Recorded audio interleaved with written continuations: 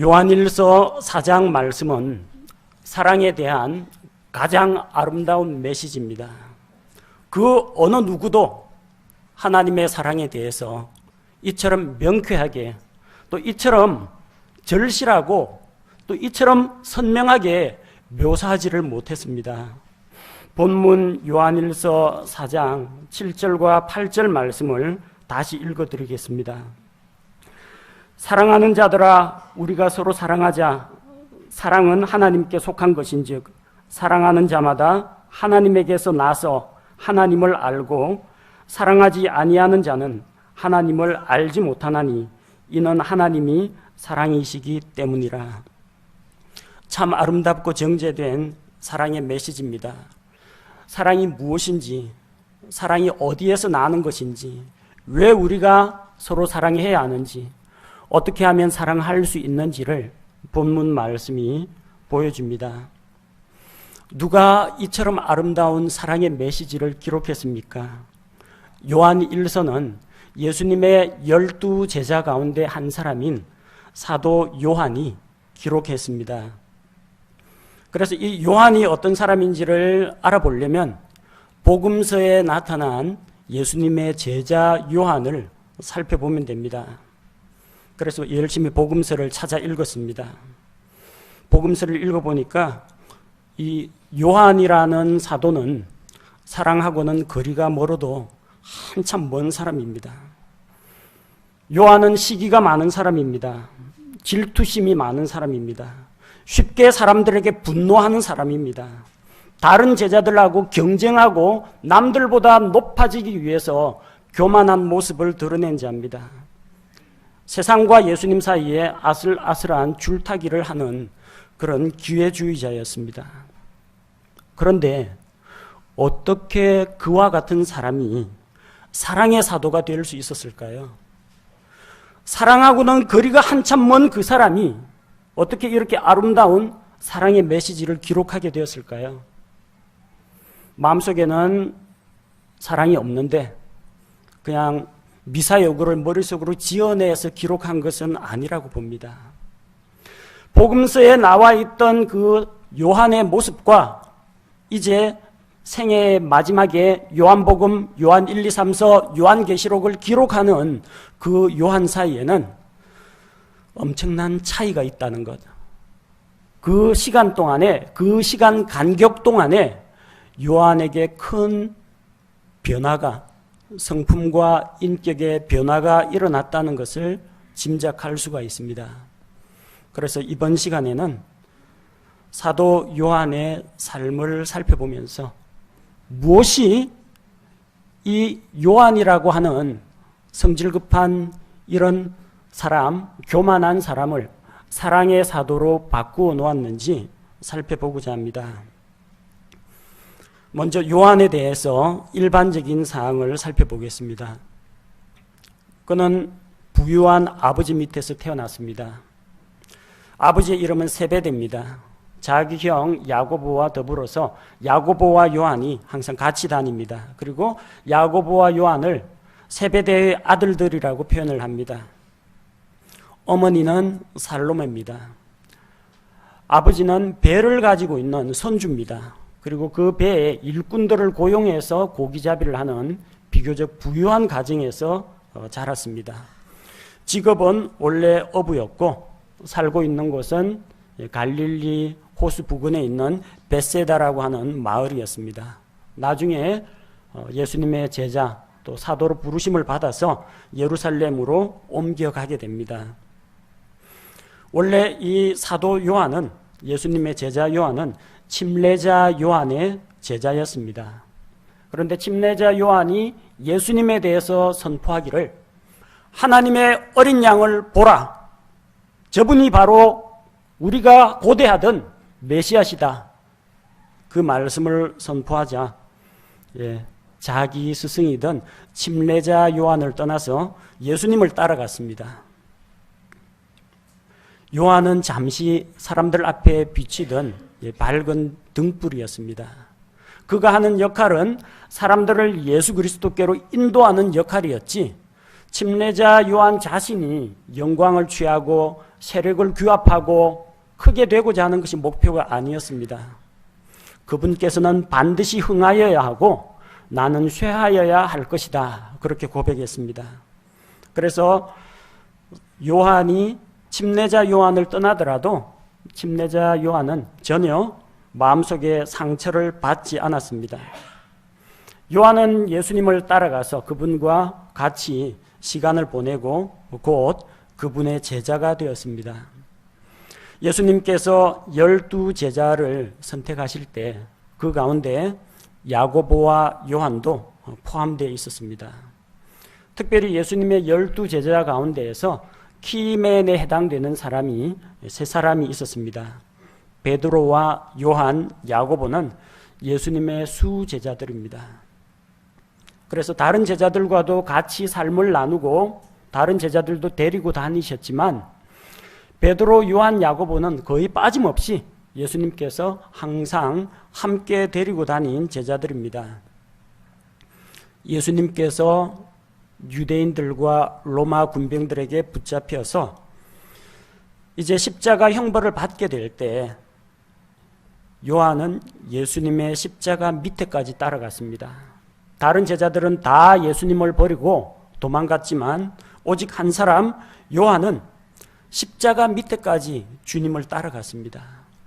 그리고 예수님께서 사흘 만에 부활하신 이후에 이제 그는 변화되어 부활의 증인이 되었습니다.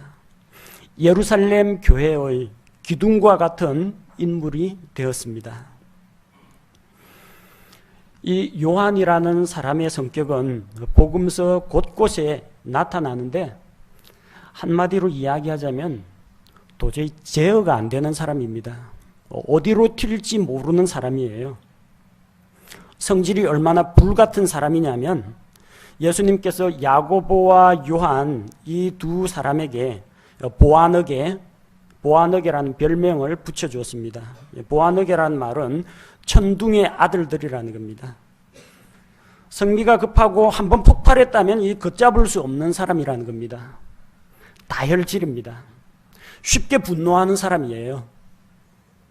예수님이 이름을 지어주는 데는 다 의미가 있습니다. 그 사람의 대표적인 특징을 따서 별명을 붙여주는데 불같은 성격 때문에 천둥의 아들들이라는 그리 달갑지 않은 그런 별명을 받게 되었습니다.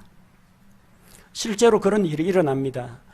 누가복음 9장 54절에 보면 예수님께서 말씀을 전하기 위해서 갈릴리에서 유대 땅으로 가려면 그 중간에 있는 사마리아라는 지역을 통과해야 됩니다. 근데 사마리아와 유대인 이 사이에는 오랜 갈등이 있습니다.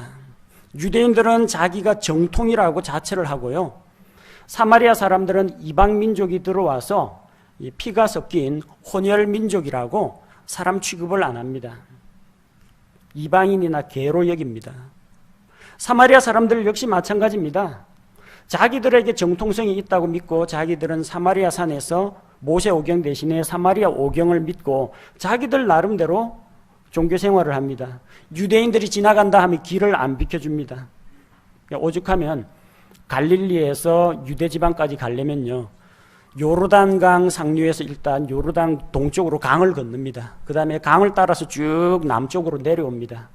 여리고 맞은편에서 요르단강을 건너가지고 유대 땅 예루살렘으로 들어갑니다. 사마리아 사람들이 유대인들을 반기지 않고 또 유대인들도 사마리아 사람들하고 상종하기를 싫어해서 그렇습니다. 예수님께서는 사마리아 사람들의 마을을 통과해서 가시려고 하는데 그 동네에 사마리아 사람들이 길을 비켜주지 않습니다. 마을 입구를 딱 걸어 잠그고 예수님 일행이 지나가는 것을 가로막았습니다. 그걸 보고 이 제자들 마음속에 당황스러웠겠죠. 당혹스러웠을 텐데 요한이 나섭니다. 예수님께 부탁을 합니다. 주님, 우리가 하늘로부터 불이 내려와서 저 마을을 불태워버리기를 원하십니까? 구약 성경에 나오죠. 엘리야 대언자를 잡으려고 이스라엘 왕이 50부장과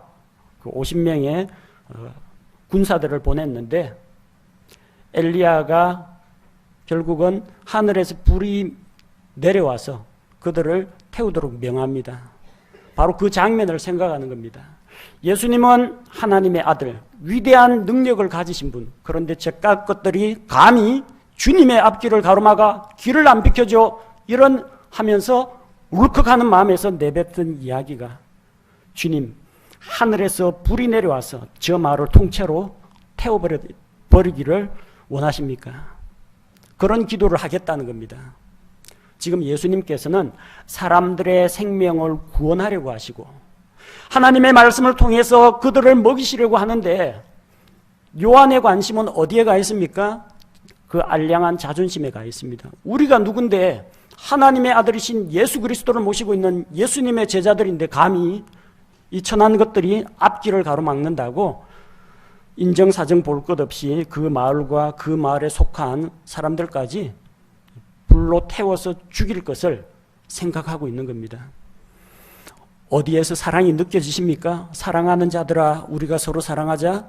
거리가 먼 사람입니다.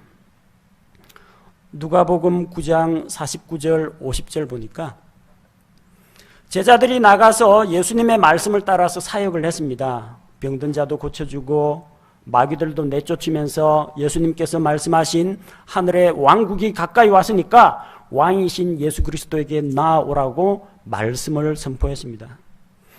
그런데 보니까 예수님으로부터 선택받은 제자들이 아닌 자기들이 잘 모르는 다른 사람들이 그 비슷한 사역을 하고 있어요. 주님의 이름을 빌어가지고 마귀들을 쫓아내고 사람들을 건지는 사역을 하고 있습니다. 마음속에 또 역시 울컥하는 게, 우리가 정통 예수님의 제자들인데 이 어디서 듣도 보도 못한 이런 제자들이 감히 주님의 이름을 빌어서 이런 사역을 하느냐고 금지시켰습니다. 예수님의 정식 제자가 아닌 자들이 일하는 것을 금지를 시켰습니다. 특권 의식에 사로잡혀 있기 때문입니다. 내가 하는 건 괜찮습니다. 다른 사람이 하는 건 마음에 안 듭니다. 여러분, 우리도 사람이기 때문에 동일한 오류에 빠질 수가 있습니다. 나가서 복음을 전했는데 내가 전할 때는 저 사람이 예수님 영접 안 하더니 저 형제가 가서 복음 전하니까 영접하네. 그때 자기에 대해서 좀 실망스러운 것과 함께 내가 전했어야 되는데 그 원래 내가 씨 다 뿌려놓은 건데 남이 하는 것이 마음에 안 들 수가 있습니다. 자기 자신은 교회에 나와서 열심히 헌신하고 봉사 잘합니다. 그래서 내가 주님을 섬겼다는 그런 뿌듯한 생각을 가지고 있는데 다른 사람들이 교회 봉사하는 건 마음에 안 들어요. 내가 하는 봉사는 착한 봉사, 다른 사람이 하는 봉사는 자기 의를 내세우기 위한 것, 교만해지기 쉬운 것. 그래서 자기가 봉사하는 건 괜찮은데 남이 봉사하려고 하면 못하게 하는 그런 경우도 있습니다. 변화받기 이전에 요한의 모습이 그랬다는 겁니다. 여러분, 하나님의 말씀을 선포해서 사람을 구원하는 거 아무나 하면 어떻습니까? 봉사 내가 하거나 다른 사람이 하거나 그것을 통해서 주님께 영광이 돌아가고 여러 성도들에게 혜택이 돌아가면 그걸로 만족하고 좋아하면 되지 않습니까? 꼭 내가 해야 됩니까? 내가 꼭 교회 중심이 되어야 합니까? 요한은 그런 잘못된 생각에 빠져 있었다는 겁니다. 자기는 12제자 가운데 한 명이고 그 중에서도 선택받은 세 사람의 수제자 가운데 한 사람이라는 겁니다. 다른 사람이 하는 게 영 마음에 안 든다는 거예요. 그리고 또 있습니다. 제자들 가운데에서 과연 누가 크냐, 누가 높으냐 서로 다툼이 일어났습니다. 다른 제자들 이렇게 다투고 있을 때 야고보와 요한은 자기 어머니를 데리고 왔습니다. 요즘 말로 이야기하면 치맛바람입니다. 치맛바람. 자기들만 청혼을 넣는 것은 불리하니까 세베대의 아들들의 어머니가 그들과 함께 나와서 예수님께 청혼을 넣습니다. 예수님께서 무엇을 구하느냐? 구하는 내용이 간단합니다. 주님의 왕국이 임하실 때 나의 이 두 아들 야고보와 요한을 한 사람은 주의 오른편에 한 사람은 주의 왼편에 앉게 해주십시오. 예수님의 오른팔 왼팔로 삼아달라는 겁니다. 이 말을 듣고 다른 제자들이 다 시기와 분함이 가득했다고 했습니다. 이럴 줄 알았으면 내가 먼저 선수 칠걸. 다른 제자들도 똑같은 생각하고 있었다는 겁니다. 먼저 선방을 얻어맞은 거예요. 주님께서 뭐라고 하셨습니까? 너희 가운데 지금 누가 높은 걸 가지고 다투고 있느냐? 하늘의 왕국에서는 섬기는 자가 큰 자다. 높아지고자 하는 자는 다른 사람을 섬기는 자가 되어야 한다. 섬김의 도에 대해서 가르치셨습니다. 그리고 그 야고보와 요한에게 다시 물으셨습니다. 정말로 나의 왼쪽과 오른쪽에 앉기를 원하느냐? 그것은 하늘에 계신 내 아버지께서 주실 것이다. 그런데 너희는 내가 마시고자 하는 나의 잔에, 고난의 쓴 잔에 참여할 수 있겠느냐? 그 자리에서 그들이 당당하게 대답했습니다. 할 수 있습니다. 주님이 마시는 잔 우리도 마실 수 있습니다.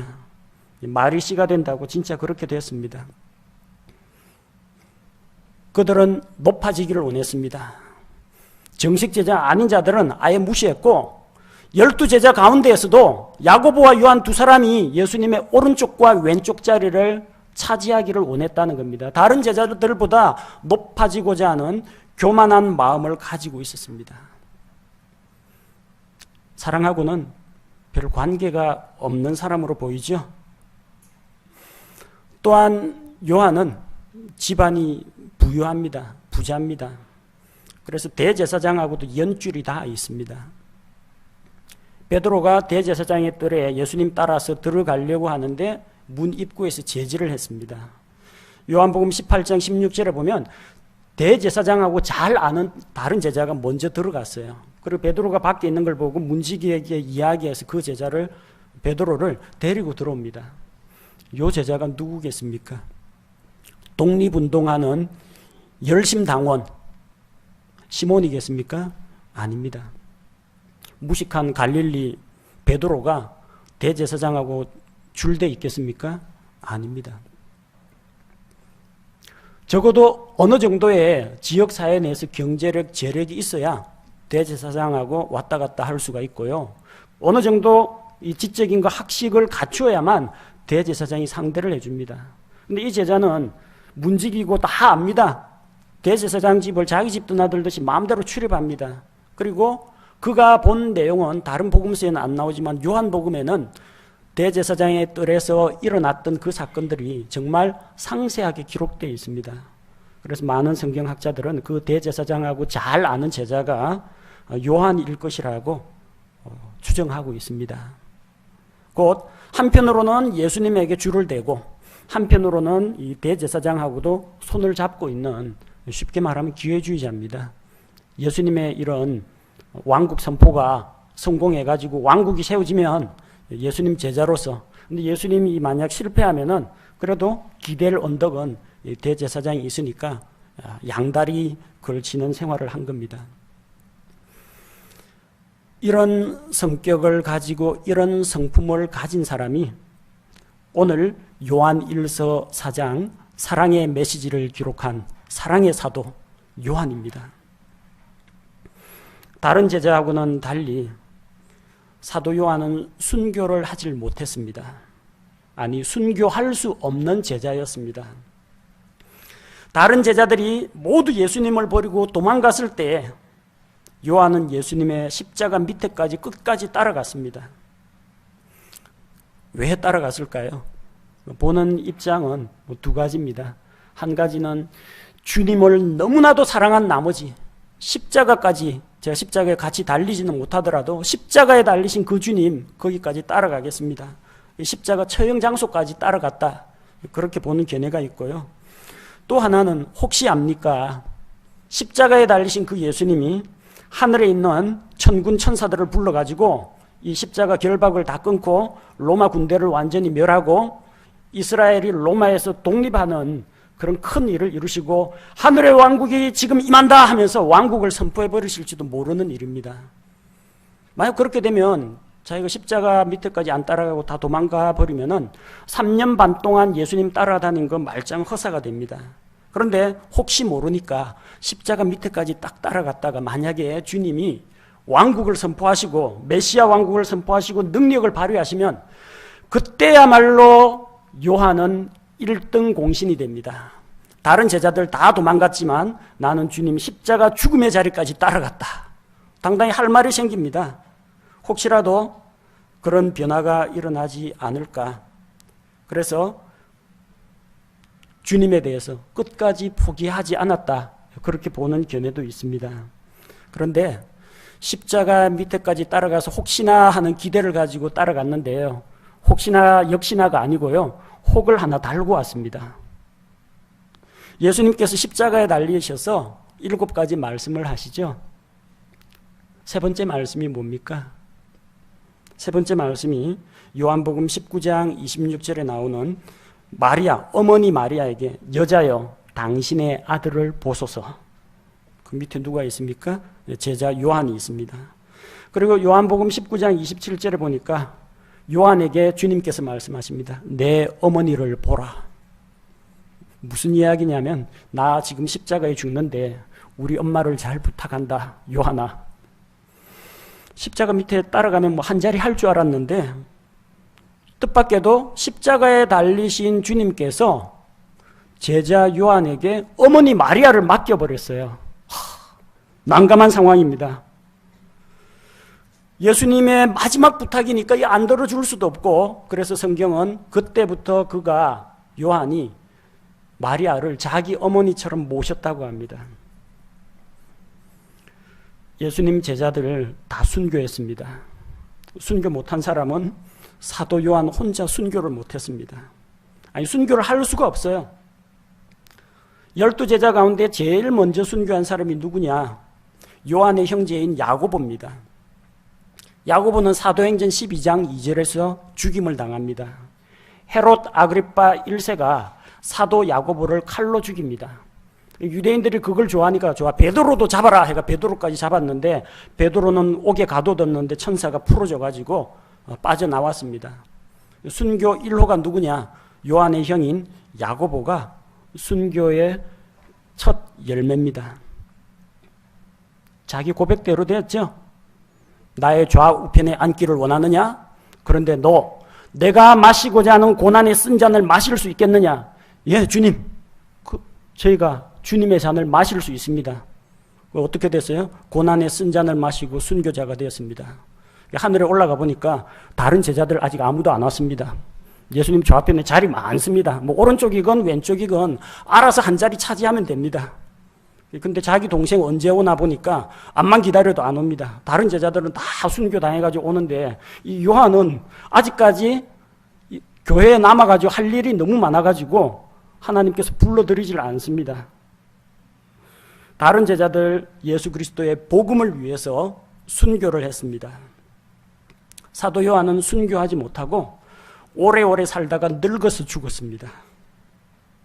주변에 있는 사람들로부터 아마 욕 많이 먹었을 겁니다. 아니, 예수님 제자라고 하면서 부활의 증인이면 부활을 위해서 자기 목숨까지 내버려야 되는 거 아니냐. 근데 저 사람은 환난과 핍박이 일어나면 짐 싸들고 도망가기 바쁘니까 그 참 이상한 사도네. 예수님 12제자 가운데 저런 사람도 다 있네 하면서 손가락질 당했을 겁니다. 사실 주님을 위해서 순교하는 것은 별로 안 어렵습니다. 불과 몇 초만 참으면 됩니다. 이 가슴에 칼이나 창이 박힐 때 그때 아플 거 그거 잠깐 참으면 됩니다. 한순간에 순교당할 수 있어요. 좀 힘들긴 하겠지만 십자가에 매달리기도 하고 어떤 제자들은 불에 태워서 죽임당하기도 했습니다. 그건 보다 더 고통스럽겠지만 그렇다고 해서 사람이 하루 종일 불타고 그런 건 없습니다. 불타올라가지고 신경마비되고 호흡 끊어지면 아무런 고통도 없습니다. 그리고 바로 낙원으로 갑니다. 순교자가 되어가지고 주님께로 갑니다. 영광스러운 순교의 열매가 될 수 있는데 순교가 그리 힘들고 어려운 건 아닙니다. 잠깐의 고통만 참으면 됩니다. 진짜 힘든 게 뭔지 아십니까? 진짜 힘든 것은 요한처럼 날마다 100세가 될 때까지 주님을 위해서 매일매일 헌신하고 순종하고 살아가는 게 더 힘듭니다. 주님을 위해서 1시간 안에 죽임당하는 건 아무것도 아닙니다. 1년 365일 하루 24시간 매 순간을 수십 년을 그렇게 주님의 제자로 날마다 순종하면서 살아가는 게 정말 힘든 순교자의 삶입니다.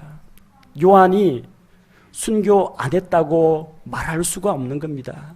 그는 그 오랜 세월 동안을 끝까지 이 세상에 남아서 성경도 기록하고 이단 교류로부터 교회를 보호하기도 하고 하나님의 말씀을 가르치기도 하면서 열심히 하나님께서 주신 사역을 했던 것입니다. 사역의 모습이 다를 수가 있습니다. 어떤 사람은 순교당함으로써 남아있는 성도들에게 용기와 격려를 심어주는 그런 순교자로 살기도 하고, 어떤 사람은 오해를 받아가면서 손가락질 당해가면서 구차하게 목숨 구걸해가면서 이리저리 도망가면서 끝까지 남아가지고 복음 전하는 그런 사역을 하는 사람도 있습니다. 야고보처럼 단칼에 죽는 사람도 있고요, 요한처럼 오래오래 살다가 늙어 죽을 때까지 주님께 헌신하는 사람도 있습니다. 우리는 누가 잘했다, 누가 훌륭하다 평가할 수가 없습니다. 하나님께서 각자에게 맡기신 사역이고 결국 하나님께서 판단하실 것입니다. 그들은 예수 그리스도의 심판석 앞에 나와서 각자가 일한 것에 따라서 보상을 받게 될 겁니다. 왜 요한이 죽을 수가 없겠어요? 예수님이 십자가에 달리셔서 어머니 마리아를 부탁했습니다. 예루살렘 교회 핍박이 일어난다. 짐 싸들고 마리아 손 붙잡고 다른 데로 도망가야 됩니다. 그래서 예루살렘을 떠나서 시리아의 안디옥으로 도망갔습니다. 그 다음에 안타키아로 도망갔습니다. 그 다음에 에베소로 도망가서 에베소에서 목회 생활을 했습니다. 근데 에베소에는 이 사람들이 다이아나 여신을 섬깁니다. 다이아나 여신, 그리스 신화에 나오죠. 로마 신화에 나오는 그 여신입니다. 사도행전에도 기록되어 있죠. 다이아나 여신 신전 그 꾸미는 은장색들이 위대하다, 에베소 사람의 다이아나야 하면서 시위한 데메드리오 소동이 기록되어 있습니다. 바로 거기에서 요한이 사역을 했습니다.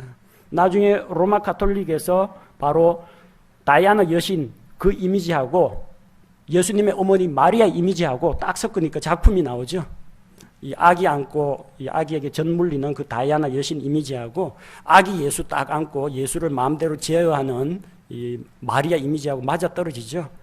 그래서 그걸 가지고 마리아 숭배 교리가 거기에서 나오게 되는 겁니다. 마리아로서는 참 애석하고 안타깝겠지만 에베소 지역의 요한하고 마리아가 거기서 정착해서 사역을 했던 것입니다. 다른 제자들을 순교하는 동안 끝까지 살아남았습니다. 영지주의 이단 교회에 들어왔을 때 요한이 하나님의 말씀으로 깨끗이 정리하고 물리쳤습니다. 성도들의 믿음을 지켜주었습니다. 요한복음, 요한 1, 2, 3서, 요한계시록, 신약 성경 마지막 요한계시록까지 완성하도록 하나님께서 일을 맡기신 것입니다. 그렇게 지나온 날들을 보니까 예수님 부활 승천하신 이후 약 60여 년을 사도 요한은 죽지도 않고 살아남아서 주님의 일을 하면서 복음서를 써야 될 거 아닙니까? 맡기신 요한복음을 기록을 하는데, 요한복음을 기록하려면 성경 기록자들이 무슨 최면에 걸려가지고 이게 자동으로 기계적으로 글쓰기를 한 사람들이 아닙니다. 하나님께서 성경 기록자들을 무슨 글쓰기 기계로 만든 게 아니고요, 그 사람의 인격과 경험과 지식과 성품을 다 반영해서 성경을 기록하도록 말씀을 그에게 주신 겁니다. 요한이 예수님에 대해서 기록하려고 하니까 예수님에 대해서 회상을 해봐야 되겠죠.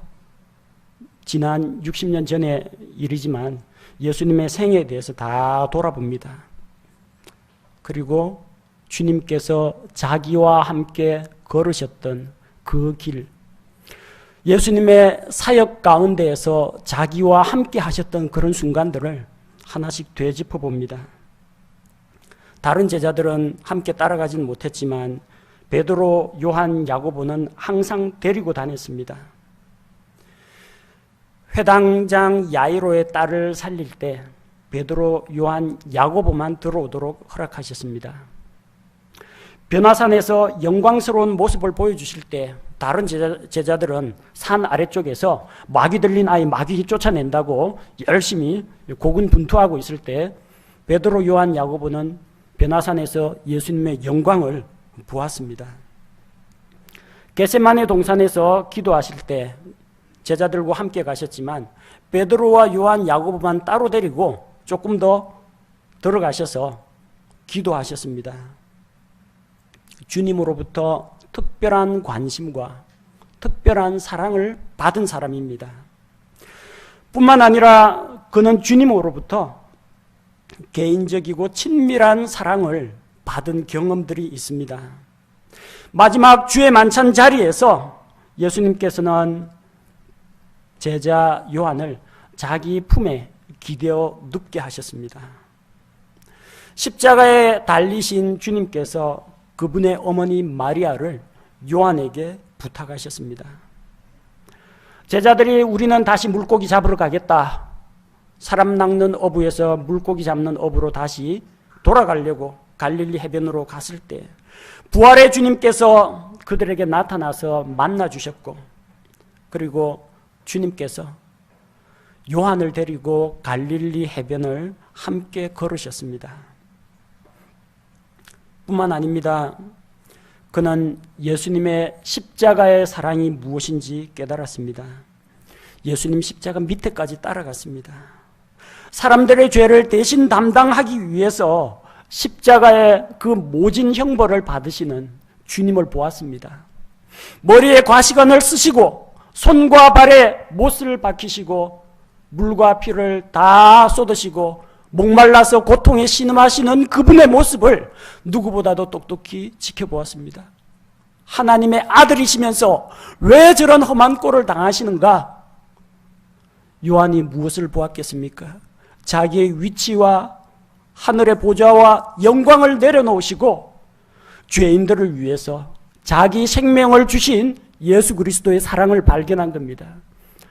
요한이 무슨 생각했을 것 같아요? 아, 하나님 온 세상에 있는 70억 인구를 위해서 이제 죽으시는구나. 그런 생각이 아닙니다. 나의 죄 때문에 십자가에 달려야 할 사람은 바로 난데, 하나님 앞에서 죄인인 내가 저 자리에 달려야 하는데 나를 대신해서 내 주님께서 십자가의 모진 형벌을 받고 계시는구나. 나를 위해서 죽으신 예수 그리스도의 사랑을 그는 보았던 것입니다. 요한복음 기록하는 가운데에서 그는 아마도 주님과 함께했던 그런 아름다웠던 지난날의 추억들과 주님께서 사람들에게, 주님께서 제자들에게, 주님께서 자기에게 베풀어 주신 그 사랑을 돌아보면서 사랑의 주님을 만났던 것입니다. 예수님의 십자가의 죽음이 바로 자기와 같은 모나고 사랑 없고 교만하고 성질급하고 화내기 좋아하는 자기를 위해서 주님께서 대신 죽으셨다는 것을 발견한 것입니다. 사도 요한은 예수님의 사랑을 깨달았습니다. 요한은 예수님으로부터 자기가 얼마나 큰 사랑을 받는 존재인지 알게 되었습니다. 그 주님의 사랑이 얼마나 크고 놀라운지를 알게 되었습니다. 여러분, 요한복음을 읽어보면요, 요한복음 이거 성경 제목에 나오는 요한만 예수님의 제자 사도 요한이고, 요한복음에 요한이라는 단어가 나오면 100% 침례자 요한입니다. 요한복음에는 기록자인 요한 자신의 이름은 나오지 않습니다. 자기는 어떻게 표현되어 있느냐? 요한 자신의 이름은 언제나 예수님께서 사랑하시던 제자, 그렇게 기록되어 있습니다. 예수님께서 사랑하시던 제자가 그분의 품에 기대어 누웠는지라. 예수님께서 사랑하시던 그 제자가 갈릴리 해변에 함께 걷는 것을 보고 베드로가 질문을 던집니다. 예수님께서 사랑하시던 그 제자, 요한 자신의 자아 정체성, 요한 자신의 신분, 요한 자신의 자화상은 무엇이었습니까? 예수님으로부터 사랑받는 제자였다는 것입니다. 어찌 요한만 특별 대접받았겠습니까? 오늘을 살아가는 우리 모든, 저와 우리 모든 성도들 다 마찬가지입니다. 바로 주님의 그 크고 놀라운 사랑을 받은 자입니다. 우리 모두에게 해당되는 말씀입니다. 그런 주님을 만나고 주님의 사랑을 깨달은 자는 사랑을 할 줄 알게 됩니다.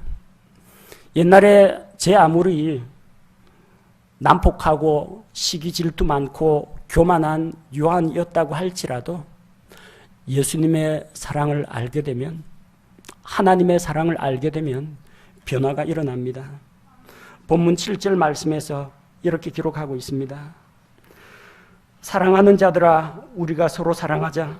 사랑은 하나님께 속한 것인즉 사랑하는 자마다 하나님에게서 나서 하나님을 알고, 사랑하는 자는 하나님에게서 나야 하나님을 알고 사랑도 할 수 있게 됩니다.